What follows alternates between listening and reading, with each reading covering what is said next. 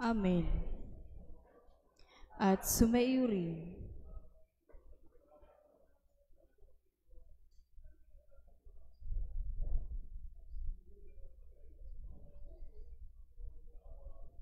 Panginoon, kaawaan mo kami. Kristo, kaawaan mo kami. Nakaluklukas sa kanan ng Diyos Ama para ipamagitan kami. Panginoon, kaawaan mo kami. Panginoon, kaawaan mo kami. Kaawaan tayo ng makapangyarihang Diyos, patawarin tayo sa ating mga kasalanan, at patnubayan tayo sa buhay na walang hanggan. Amen. Papuri sa Diyos sa kaitaasan.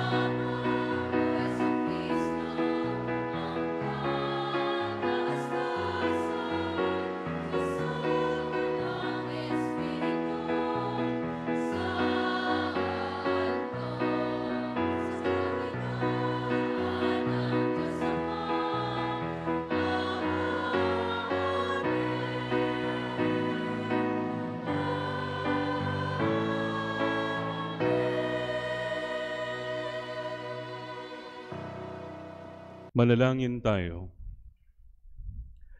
Ama naming makapangyarihan, tanang pinakamabuti iyong tinataglay.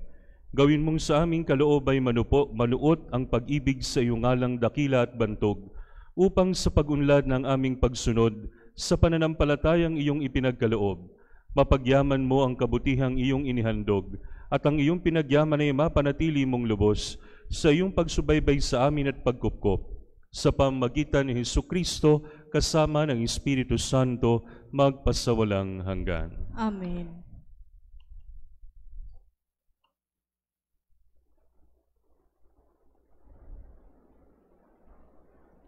Ang salita ng Diyos mula sa aklat ni Sirach. Anak ko, maging mapagkumbaba ka sa pagtupad ng tungkulin at mamahalin ka ng mga malapit sa Diyos. Habang ika'y dumadakila, lalo ka namang magpakumbaba. Sa gayoy kalulugdan ka ng Panginoon. Huwag mong hangaring maunawaan ang mga bagay na lampas sa iyong kakayahan. Huwag mong saliksikin ang hindi mo kayang malaman. Nililimi ng matinong tao ang mga talinghaga. Nawiwili silang makinig pagkat nais nilang matuto. Kung ang tubig ay nakamamatay ng apoy, ang paglilimos ay nakapapawi ng kasalanan. Ang salita ng Diyos. Salamat sa Diyos. Poon, biyaya mo'y bigay sa mahirap naming buhay. Poon, biyaya mo'y bigay sa mahirap naming buhay. Ang lahat ay nagagalak, natutuwa ang matuwid. Sa harapan nitong Diyos, galak nila'y di malirip. Awitan ng Panginoon, purihin ang kanyang ngalan, ang pangalan niyang banal, magalak na papurihan. Poon, biyaya mo'y bigay sa mahirap naming buhay. Ang Diyos na naroroon sa tahanan niyang templo, tumitingin sa ulilat sanggalang ng mga balo. May tahanan siyang laan sa sinumang nalulungkot. Ang bilanggo'y hinahango upang sila ay malugod. Poon, biyaya mo'y bigay sa mahirap naming buhay. Dahil sa iyo, yaong ulang masagana ay pumatak. Lupain mong natuyunay na nariwa at umunlad. At doon mo pinatira, yaong iyong mga lingkod. Ang mahirap nilang buhay sa biyaya ay pinuspos. Poon, biyaya mo'y bigay sa mahirap naming buhay.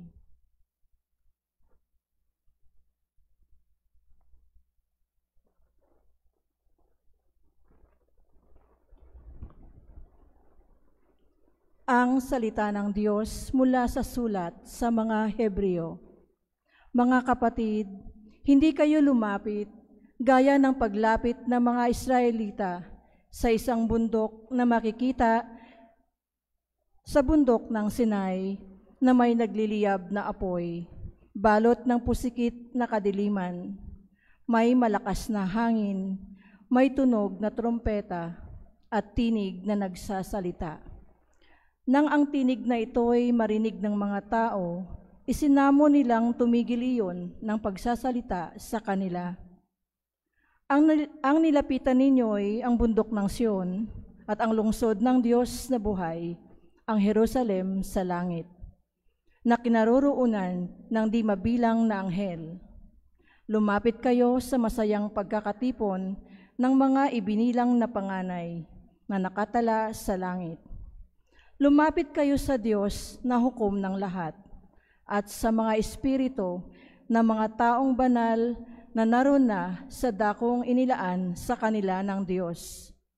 Lumapit kayo kay Jesus, ang tagapamagitan ng bagong tipan. Ang salita ng Diyos. Salamat sa Diyos.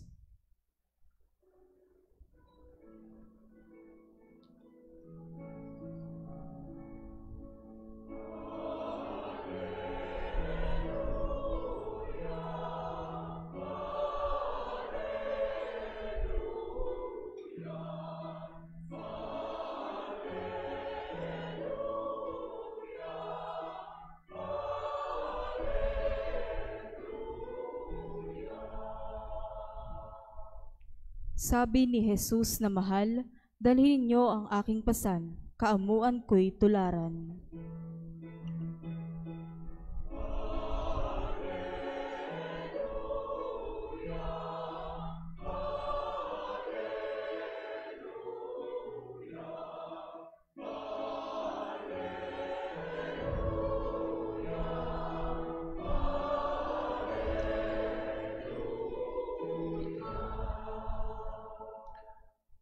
Sumainyo ang Panginoon.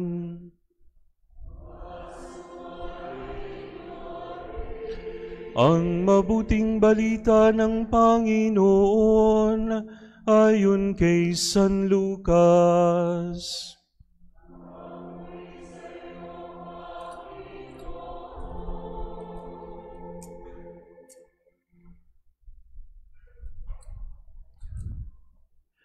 Isang araw ng pamamahinga, si Jesus ay inanyayahang kumain sa bahay ng isang pinuno ng mga Pariseo at binabantayan nilang mabuti ang kanyang mga kilos. Napansin ni Jesus na ang pinipili ng mga inanyayahan ay ang mga upuang nakalaan sa mga piling panauhin, kaya't sinabi niya ang talinhagang ito, "Kapag inanyayahan kanino man sa isang kasalan, huwag mong pipiliin ang tanging upuan. Baka may inanyayahang lalong tanyag kaysa iyo, at lalapit ang nag-anyaya sa inyong dalawa at sasabihin sa iyo, maaari bang ibigay ninyo ang upuang iyan sa taong ito? Sagay mapapahiya ka at doon malalagay sa pinakaabang upuan. Ang mabuti, kapag inanyayahan ka, doon ka maupo sa pinakaabang upuan, sapagat paglapit ng nag-anyaya sa inyo ay kanyang sasabihin, kaibigan, dini ka sa kabisera. Sa gayon, nabigyan ka ng malaking karangalan sa harapan ng mga panauhin, sapagat ang nagpapakataas ay ibababa at ang nagpapakababa ay itataas." Sinabi naman ni Jesus sa nag-anyaya sa kanya, "Kapag naghahanda ka, huwag ang mga kaibigan mo, mga kapatid, mga kamag-anak, o mayayamang kapitbahay ang anyayahan mo, sapagat aanyayahan ka rin nila at sagay nagantihan ka. Kaya kung ikaw ay maghahanda sa isang malaking salo-salo, ang mga pulubi, mga pingkaw, mga pilay, ang mga bulag ang anyayahan mo, hindi sila makagaganti sa iyo at sagay magiging mapalad ka. Gagantihan ka ng Diyos sa muling pagkabuhay ng mga banal." Ang mabuting balita ng Panginoon. Pinupuri ka namin, Panginoong Hesukristo. Sa ngalan ng Ama, ng Anak at ng Espiritu Santo. Amen. Mga kapatid, kapag ka po sinabi yung salitang humility, ang pumapasok sa isip natin, pagpapakababa. Pagka sinabi sa iyo na, "Hoy, ang ganda mo naman," ano sabihin mo? Di naman. Ano ba yung humility? Ang humility, mga kapatid, kapag ka tinrace natin yung salita, galing yan sa salitang humus, ay ibig sabihin lupa. No?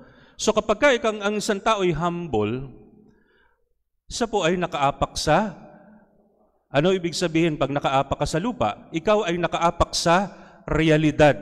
Hindi ka nangangarap, hindi ka ilusyonado, tanggap mo kung anong meron ka, at tanggap mo yung mga magaganda sa iyo at hindi magaganda sa iyo.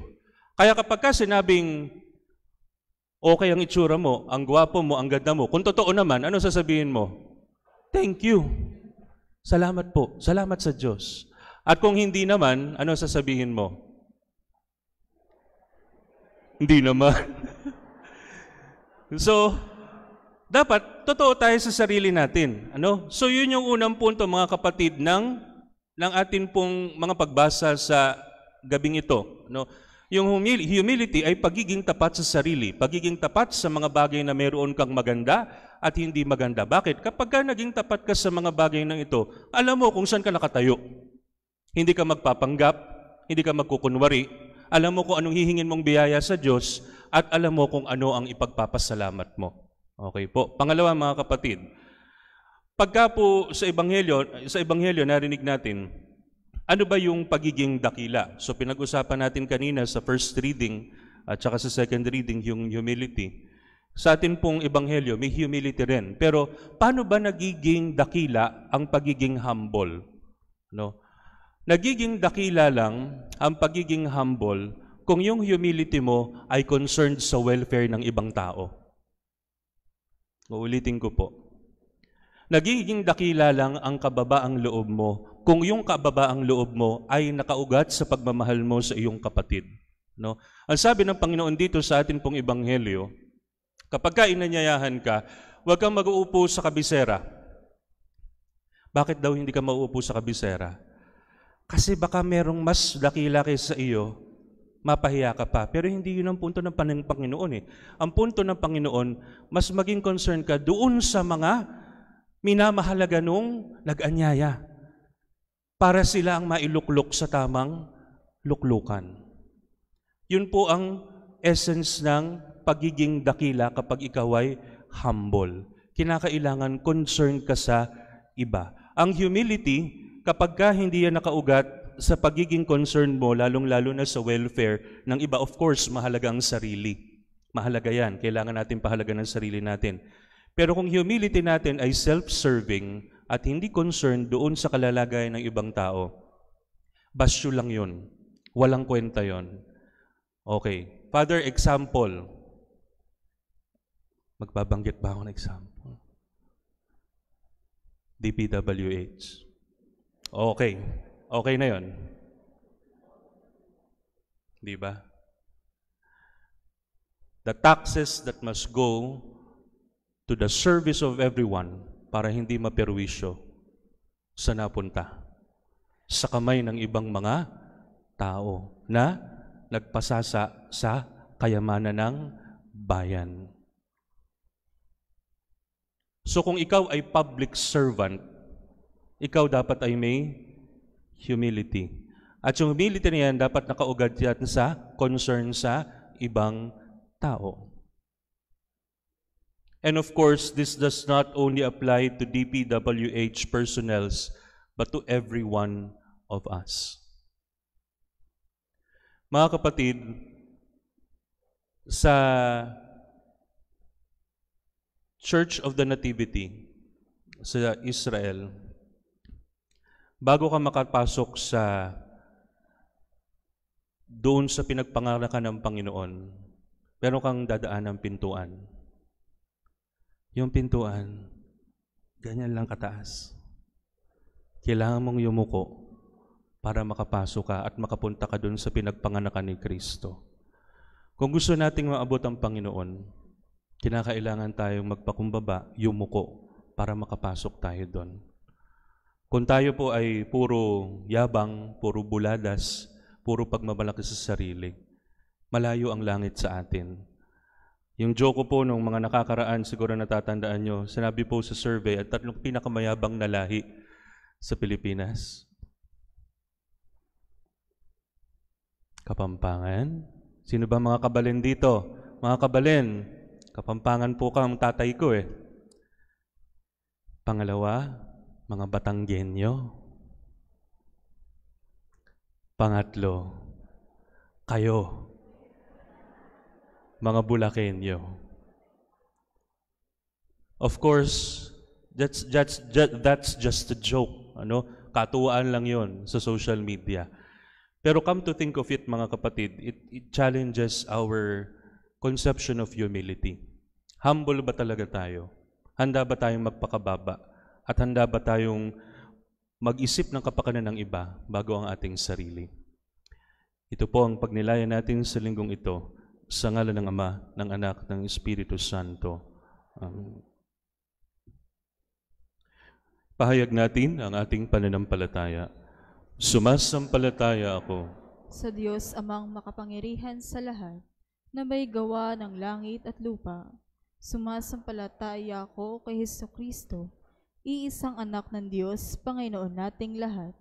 Nagkatawan tao siya lalang ng Espiritu Santo, ipinanganak ni Santa Maria Birhen, pinagpakasakit ni Poncio Pilato, pinako sa krus, sa matay inilibing, nanaog sa kinaroroonan ng mga yumao, nang may 3 araw na buhay na mag-uli, umakyat sa langit, naluluklok sa kanan ng Diyos amang makapangyarihan sa lahat. Doon magmumulang paririto at huhukom sa mga nabubuhay at namatay na tao. Sumasampalataya naman ako sa Diyos Espiritu Santo, sa banal na simbahang katolika, sa kasamahan ng mga banal, sa kapatawaran ng mga kasalanan, sa pagkabuhay na muli ng namatay na tao, at sa buhay na walang hanggan. Amen. Buong kababaang loob tayong manalangin nang may pagtitiwala sa amang hindi nagtatangi at bukas para sa lahat. Ang atin pong itutugon, Panginoon, dinggin mo ang aming panalangin. Panginoon, dinggin mo ang aming panalangin. Para sa kapariang namumuno sa simbahan, upang maghari sa kanila ang mapagpakumbabang pamamahala at paggabay sa kawan. Manalangin tayo sa Panginoon. Panginoon, dinggin mo ang aming panalangin. Para sa mga pinunong halal ng bayan, upang piliin nilang higit na mapaglingkuran ang mga salat at kapos sa yaman. Manalangin tayo sa Panginoon. Panginoon, dinggin mo ang aming panalangin. Para sa mga may sakit at may mabigat na suliranin, upang ituring nila ang mga ito bilang bahagi ng kaligtasan. Manalangin tayo sa Panginoon. Panginoon, dinggin mo ang aming panalangin. Para sa sanglilikhang ipinagkatiwala sa atin, upang igalang natin ito para sa kapakinabangan ng lahat at para sa hinaharap, manalangin tayo sa Panginoon. Panginoon, dinggin mo ang aming panalangin. Para sa mga kapatid nating yumao, upang mabuhay sila sa piling ng Diyos magpakailanman, manalangin tayo sa Panginoon. Panginoon, dinggin mo ang aming panalangin. Sa katahimikan ng ating puso, itaas natin sa Panginoon ang ating mga sariling panalangin. Amang maibigin, dinggin ang aming panalangin. Tulungan mo kaming unahin hindi ang sariling kapakanan, kundi ang ikabubuti ng kapwa, upang sa iyong kaharian kami ay makasama sa pamagitan ni Jesucristo ang aming Panginoon magpasawalang hanggan. Amen.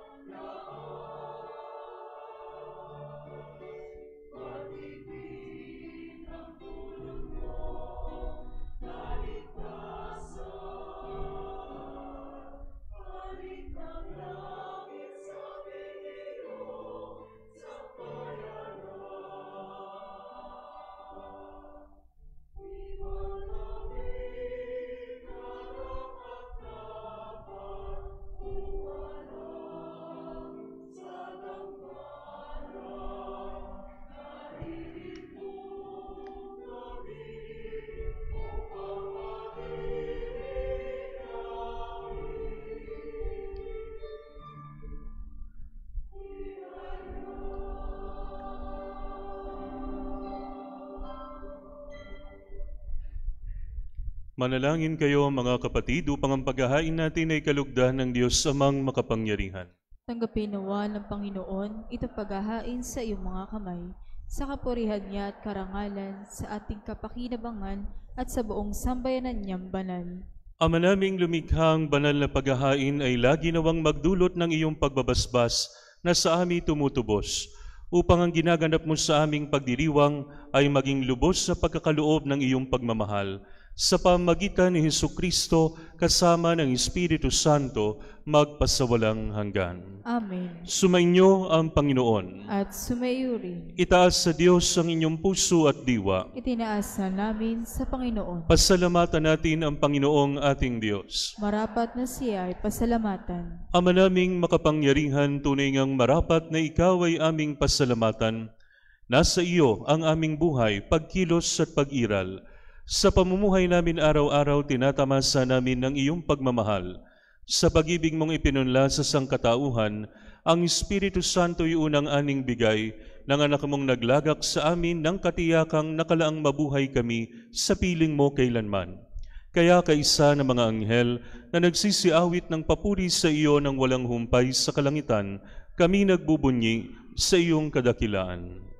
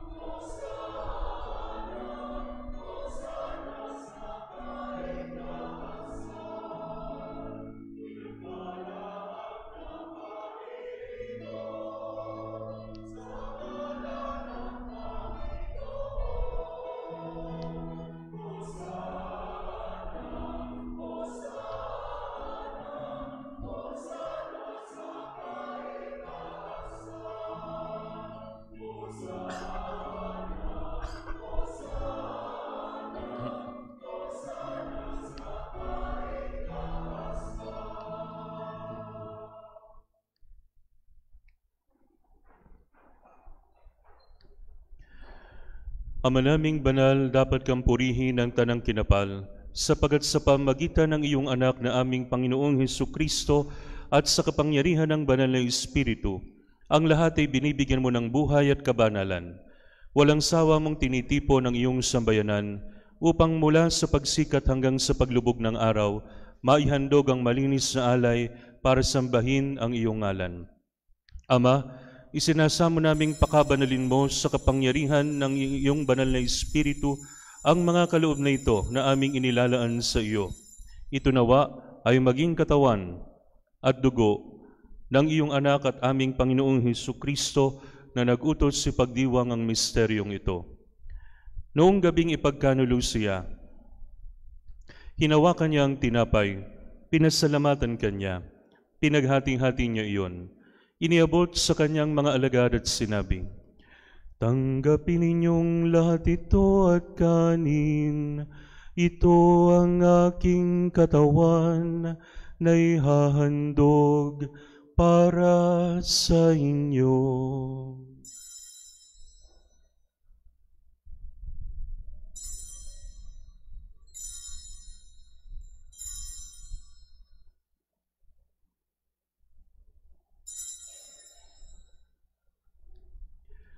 Gayun din naman nung matapos ang hapunan, hinawakan niya ang kalis, muli kanyang pinasalamatan. Iniabot niya ang kalis sa kanyang mga alagad at sinabi, "Tanggapin ninyong lahat ito at inumin. Ito ang kalis ng aking dugo, ng bago at walang hanggang tipan.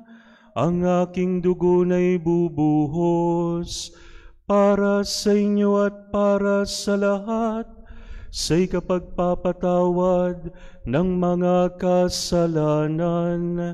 Gawin ninyo ito sa pag-alala sa akin."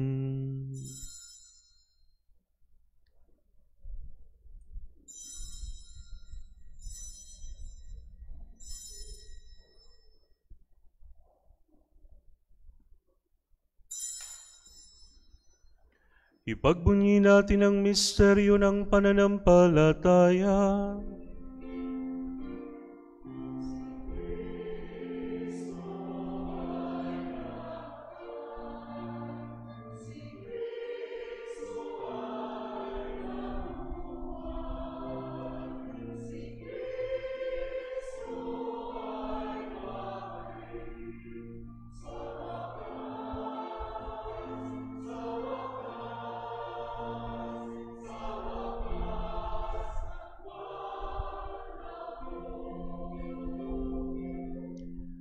Ama, ginugunita namin ang pagkamatay ng iyong anak na sa amin nagligtas, gayon din ang kanyang muling pagabuhay at pag-akyat sa kalangitan, samantalang ang kanyang pagbabalik ay pinananabikan.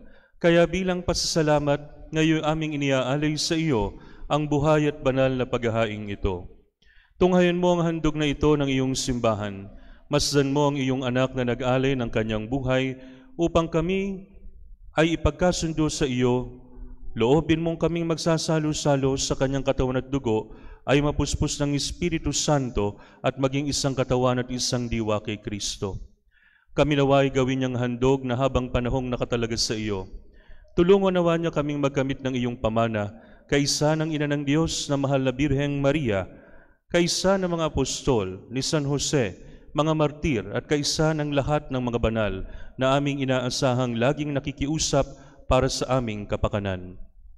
Ama, ang handog na ito ng aming pakikipagkasundo sa iyo ay magbunga nawa ng kapayapaan at kaligtasan para sa buong daigdig.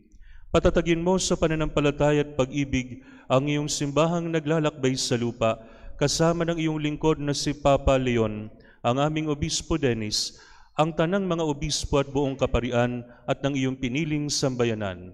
Dinggin mo ang mga kahilingan ng iyong angkan na ngayon tinitipon mo sa iyong harapan.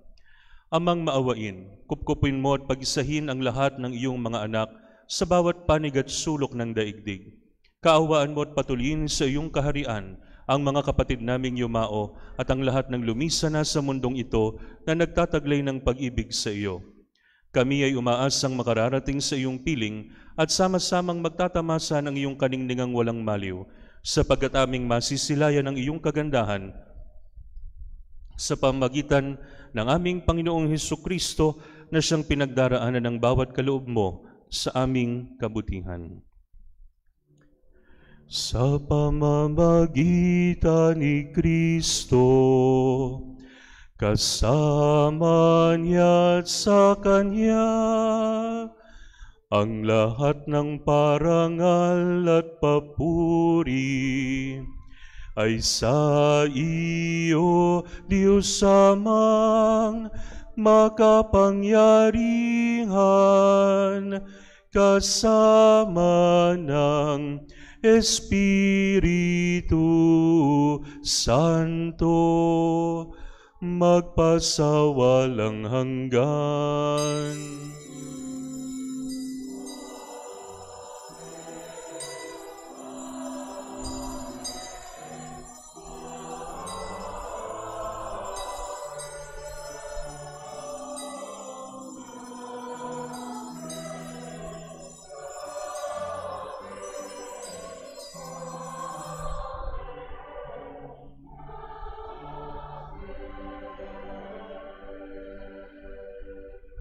Sa tagubili ng mga nakagagaling na utos sa turo ni Jesus na Panginoon natin at Diyos, ipahayag natin ng lakas loob.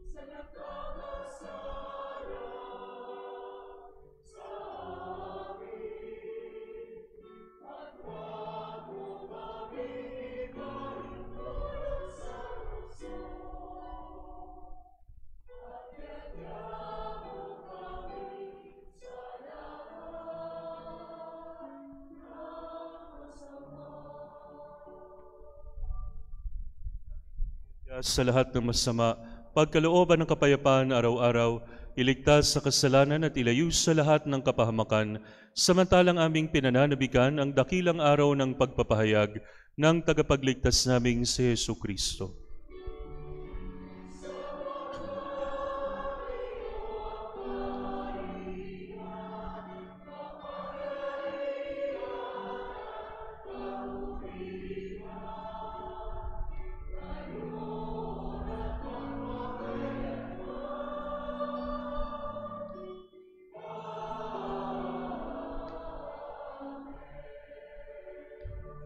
Panginoong Hesus Kristo, sinabi mo sa iyong mga apostol, kapayapaan ang iniiwan ko sa inyo, ang aking kapayapaan ang binibigay ko sa inyo.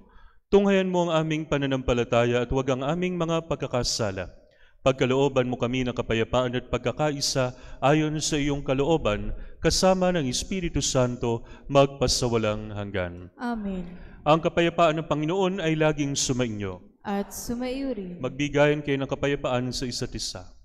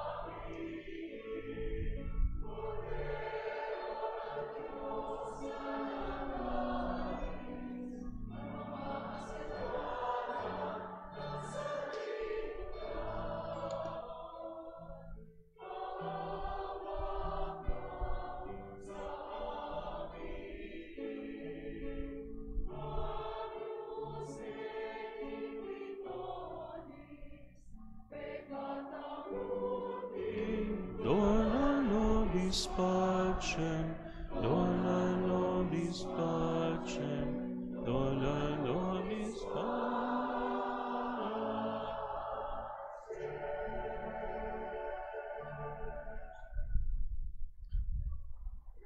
Ito ang kordero ng Diyos, ito ang nag-aalis ng mga kasalanan ng sanlibutan, mapalad ang mga inaanyayahan sa kanyang banal na bigin. Panginoon, hindi ako karapat-dapat na magpatuloy sa iyo. Ngunit sa isang salita mo lamang ay gagaling na ako.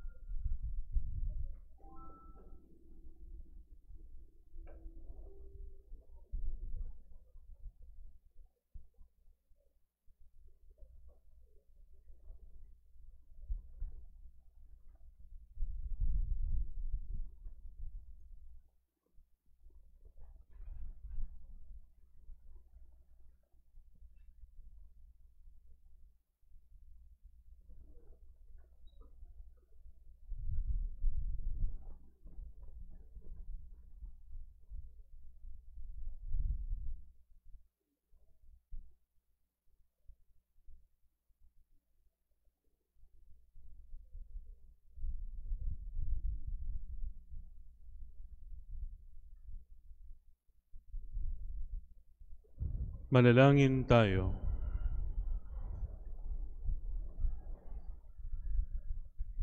Ama naming mapagmahal, kaming nagsalo-salo sa pagkain mong bigay, ay humihiling ng lakas mong inilalaan upang ang kagandahang loob nami madagdagan sa paglilingkod namin sa iyong kadakilaan, na nagpapaalab sa pag-ibig namin sa kapwa-tao sa pamagitan ni Hesukristo kasama ng Espiritu Santo magpasawalang hanggan. Amen.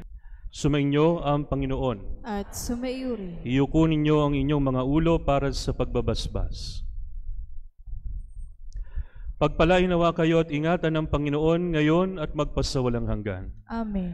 Naway kahabagan niya kayo at subaybayan ngayon at magpasawalang hanggan. Amen. Ligapin nawa niya kayo at bigyan ng kapayapaan ngayon at magpasawalang hanggan. Amen. At pagpalain kayo ng makapangyarihang Diyos Ama, Anak, at Espiritu Santo. Amen. Naiyalay ng banal na misa, humayo kayong taglay ang kapayapaan ni Kristo. Salamat sa Diyos.